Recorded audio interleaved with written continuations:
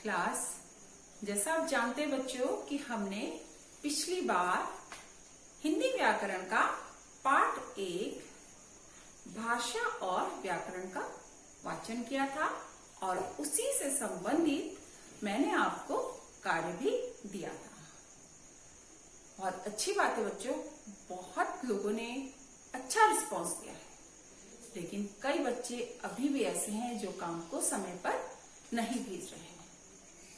इतनी बार कहने के बावजूद भी बच्चों आप लोग समय से कार्य नहीं भेजेंगे तो आपको ही परेशानी होगी, क्योंकि अगर आप पिछला काम पूरा नहीं करेंगे तो आपका जो आगे काम मिलता जाता है आपका काम बढ़ता जाएगा और फिर आप समय से उस कार्य को पूरा नहीं कर पाएंगे। इसलिए बच्चों आप समय से कार्य कीजिए और समय से मुझे अपना कार्य भेजिए ताकि आपको भी परेशानी ना हो और मुझे भी परेशानी ना हो। आप समय से भेजेंगे तो आपको समय से याद करने का भी समय मिलेगा और समय से आप हर चीज को अपना कर पाएंगे। ठीक है, तो बच्चों आप जानते हैं कि पिछली बार मैंने आपको हिंदी व्याकरण में पाठ 1 भाषा और व्याकरण पढ़ाया था, जिसके अंतर्गत मैंने आपको क्या पढ़ाया था। सबसे पहले हमने पढ़ा था कि भाषा क्या है, यानी भाषा किसे कहते हैं। क्या पढ़ाया था मैंने कि भाषा क्या है, भाषा किसे कहते हैं। दोनों का एक ही उत्तर है। भाषा की परिभाषा लिखिए, भाषा क्या है, भाषा किसे कहते हैं। इन सब का उत्तर एक ही है, यानी भाव और विचारों के आदान प्रदान हम क्या कहते हैं, भाषा कहते हैं। हम जब अपने विचार एक दूसरे तक पहुंचाते हैं, उनके विचारों को सुनते हैं, समझते हैं, उसे हम भाषा कहते हैं। ठीक है, इसके बाद मैंने आपको बताया था कि भाषा के कितने रूप। क्या बताया था मैंने आपको कि भाषा के कितने रूप। भाषा के जो हैं मुख्य 2 रूप होते हैं। कितने रूप होते हैं? भाषा के मुख्य 2 रूप होते हैं, मौखिक भाषा, लिखित भाषा। लेकिन जो तीसरा रूप माना जाता है वह है सांकेतिक भाषा। क्या है वह? सांकेतिक भाषा। मौखिक भाषा जिसमें हम बोलकर अपने विचार दूसरों तक पहुंचाते हैं, सुनकर, वह क्या है? मौखिक भाषा। लिखित भाषा लिखकर, अपने विचारों को लिखकर दूसरों तक पहुंचाते हैं या दूसरों के विचारों को हम समझते हैं, उसको हम लिखित भाषा यानी लिखकर लिखित भाषा। सांकेतिक इशारों द्वारा अपनी बात को हम इशारों द्वारा, संकेत के द्वारा जब कहते हैं तो उसे हम सांकेतिक भाषा कहते हैं। ठीक है बच्चों, अब फिर मैंने आपको बताया था कि बोली। क्या बताया था? बोली। एक विशेष क्षेत्र में बोली जाने वाली भाषा को हम बोली कहते हैं। एक विशेष क्षेत्र में बोली जाने वाली भाषा को हम बोली कहते हैं। ठीक है, उसके बाद मैंने आपको क्या समझाया था? मातृभाषा। क्या समझाया था मैंने? मातृभाषा। मातृभाषा किसे कहते हैं? मातृभाषा वह है जिसे बच्चा सबसे पहले परिवार से, अपनी माता से सीखता है, उसे हम क्या कहते हैं? मातृभाषा कहते हैं। फिर मैंने आपको बताया था राजभाषा। हमारी राजभाषा क्या है? हिंदी।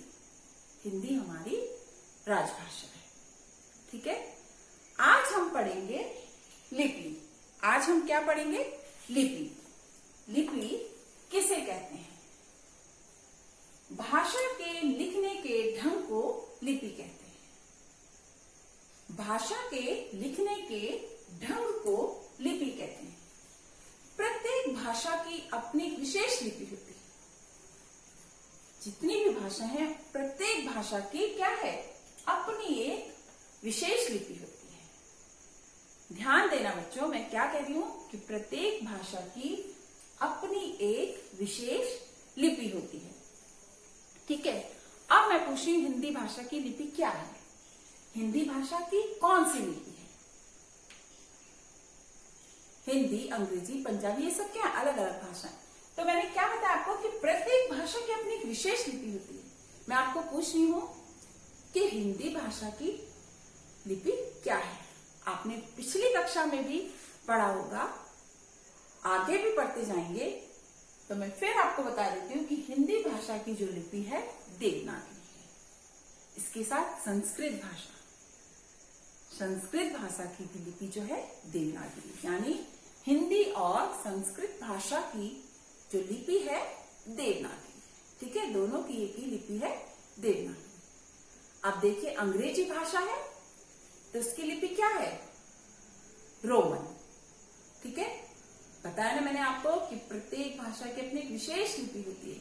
हिंदी की हो गई देवनागरी, संस्कृत की भी देवनागरी, अंग्रेजी की क्या बताया मैंने आपको, रोमन।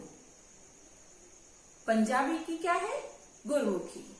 उर्दू की क्या है, फारसी। ठीक है, इतना आप अच्छे से समझेंगे बच्चों। उर्दू की क्या है, फारसी।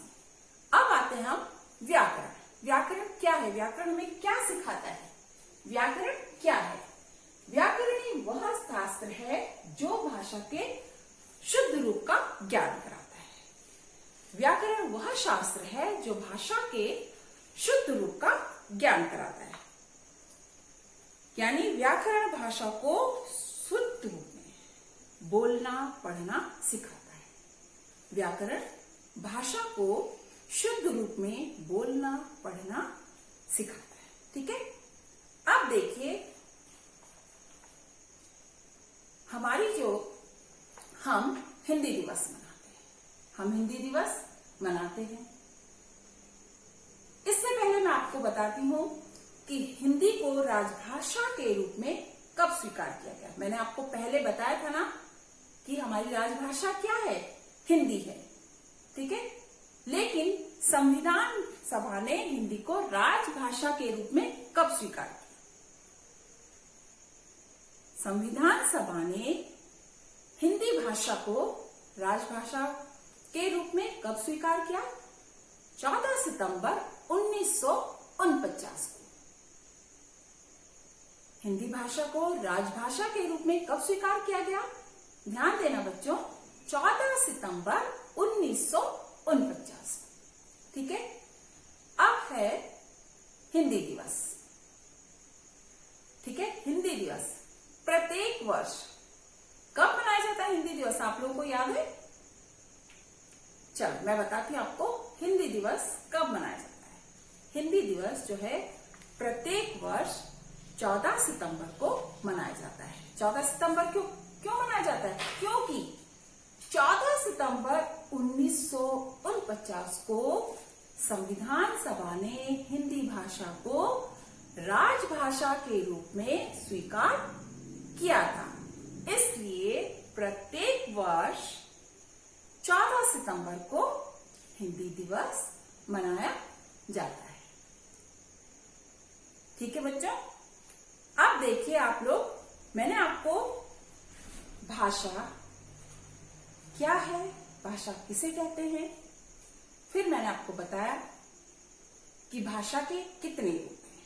ठीक है, और फिर मैंने आपको बताया बोली, मातृभाषा, फिर राजभाषा। ठीक है, और फिर हमने आज आपको समझाया लिपि। लिपि क्या है और प्रत्येक भाषा की अपनी अलग लिपि होती है। क्या बताया था मैंने आपको, प्रत्येक भाषा की अपनी विशेष लिपि होती है। ठीक है, फिर व्याकरण। व्याकरण क्या है, व्याकरण वह शास्त्र है, व्याकरण ही भाषा को शुद्ध रूप में बोलना पढ़ना और लिखना सिखाता है। ठीक है, ये सब मैंने आपको आज बताया। बच्चों यही हमारा ये पाठ समाप्त होता है। ठीक है, आप इस पाठ को बहुत अच्छे से पढ़ेंगे। आपकी पुस्तक में सब कुछ दिया गया है जो मैंने आपको बताया है, तो आप लोग एक बार इस पाठ को बहुत अच्छे से पढ़ेंगे। इसी पाठ से, यानी जितना मैं आपको कार्य दे चुकी हूं, उसके बाद जो मैंने बताया आपको, जो भी समझाया है, उसी से संबंधित मैं आपको कार्य दूंगी जो कि आप अच्छे से करेंगे, चाहे वह रिक्त स्थान हो, चाहे वो भाषा हो, उनकी लिपियां लिखनी हो, ये सब आप बहुत अच्छे से करेंगे।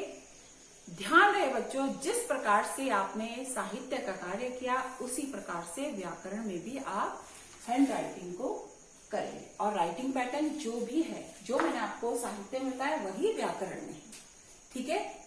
कोई अलग नहीं है कि व्याकरण है तो इसमें राइटिंग पैटर्न अलग है, ऐसा कुछ भी नहीं है। आप कर भी रहे हैं, सही कर रहे हैं, लेकिन जो बच्चे ध्यान से नहीं सुनते हैं वो लोग फिर भी ध्यान दें कि आप जो भी कार्य करेंगे हैंड राइटिंग पैटर्न आपका वही होगा जो आपका हिंदी साहित्य में है। और आप लोग अलग अलग कॉपी, है ना, हिंदी साहित्य की अलग और हिंदी व्याकरण की अलग कॉपी बनाएंगे। ये नहीं कि मैम नहीं देख रही है तो आप एक ही कॉपी में सारा काम करें, नहीं बच्चों, आप अलग अलग कॉपी जरूर बनाएं और ध्यान से काम को करें, ठीक है।